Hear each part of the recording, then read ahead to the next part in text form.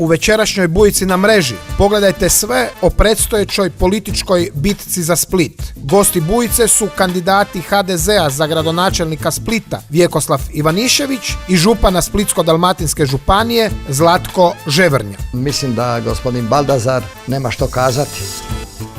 Mi smo ga u par navrata pozivali na sučeljavanje, ali imali smo i 4 poziva, što televizija, što radija, na sučeljavanje zajedno sa dogradonačelnicima.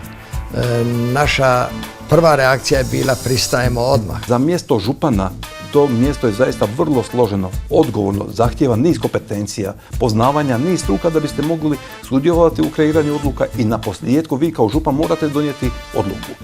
Da bi to mogli donijeti, morate imati i preznanje, i iskustva, i radnu životnu energiju, a evo moj protukandidat nema ni jednog dana radnog staža ni u poduzetništvu, ni u gospodarstvu, ni u lokalnoj i regionalnoj samoupravi.